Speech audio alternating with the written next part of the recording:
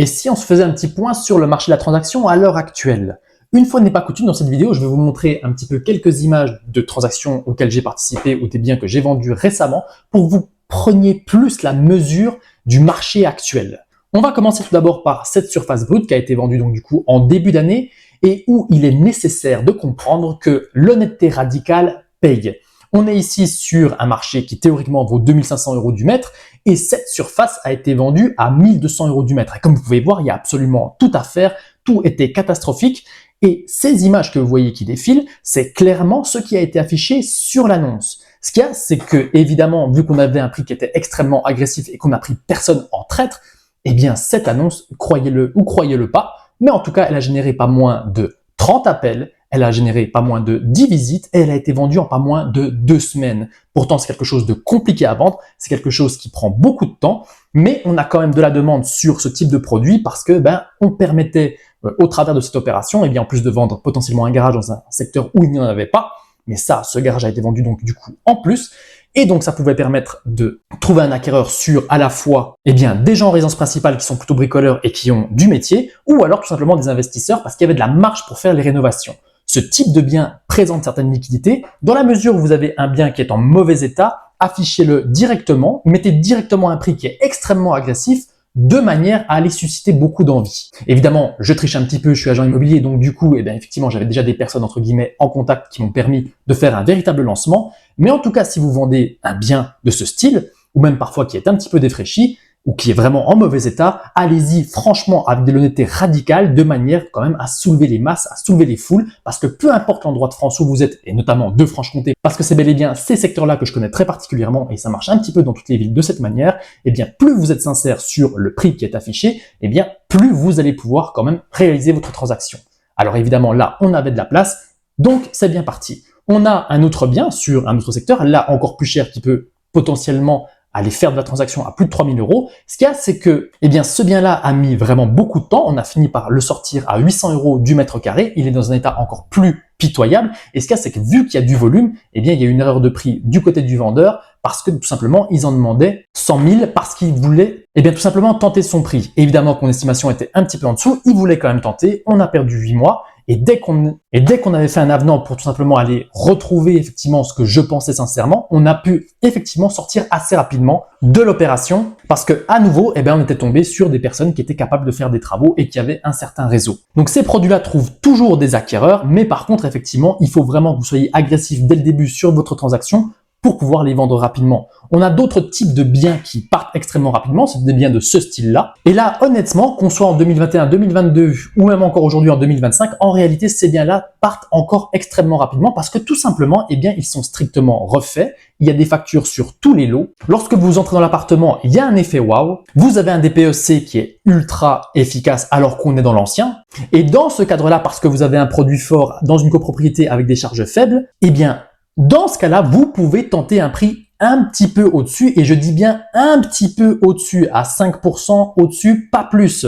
Si vous voulez aller taper du 15% au-dessus du prix du marché, comme je le vois très régulièrement, le problème que vous allez avoir, c'est que vous n'allez tout simplement pas faire sonner votre téléphone. Les produits à 15% au-dessus du prix du marché sont exclusivement les biens, entre guillemets, très haut de gamme, comme par exemple les maisons récentes avec un DPE A ou B. À ce compte-là, effectivement, vous arrivez à avoir de la transaction assez rapide et vous pouvez, entre guillemets, tenter votre prix. Mais ici, on n'a pas spécialement tenté un prix, on est allé assez vite, on s'est mis directement dans le marché et là, bis repetita, 3 semaines pour la transaction, 10 appels, 2 visites, une offre au prix et conditions du mandat. Ce type de bien part effectivement assez rapidement parce qu'il n'y a tout simplement plus rien à faire. Et ce sont bel et bien ces biens-là qui ont vraiment conservé leur valeur malgré la crise du taux d'usure, malgré la hausse des taux. Aujourd'hui, les acquéreurs cherchent de la tranquillité et dans la mesure où vous pouvez prouver cette tranquillité, alors vous n'aurez pas spécialement de problème de vente. Les autres biens, comme ce bien-là que vous voyez défiler, qui est en vente maintenant depuis 1 an, présente le problème d'être exactement entre les deux. Le bien, effectivement, est habilitable en l'état, mais les gens veulent quand même de la tranquillité. On a un DPE qui est en E et donc du coup qui présente quand même des problèmes de rénovation.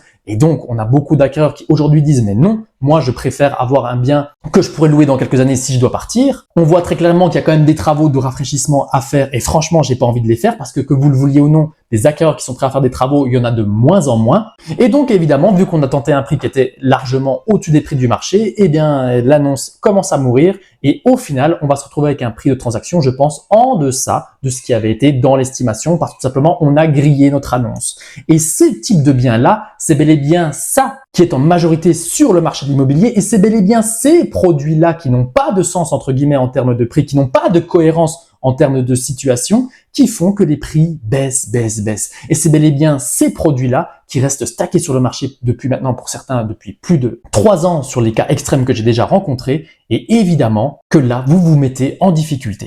Et donc, c'est bel et bien ces biens-là qui se stackent et qui font que l'immobilier est toujours tourné vers la baisse. Ça ne veut pas dire qu'il n'y a plus de transactions, ça veut dire que tout simplement, les acquéreurs aujourd'hui demandent plus de cohérence. Et encore une fois, l'immobilier en France fait peur. Je ne dis pas qu'il n'y a plus rien à faire, je dis qu'il faut être extrêmement pragmatique parce qu'aujourd'hui, les acquéreurs le sont. Alors oui, ce fameux DPE est bête et dans bien des cas, vous pouvez avoir des DPE avec du gaz et une isolation qui est moyenne, qui présente une meilleure lettre qu'une bonne isolation avec de l'électricité.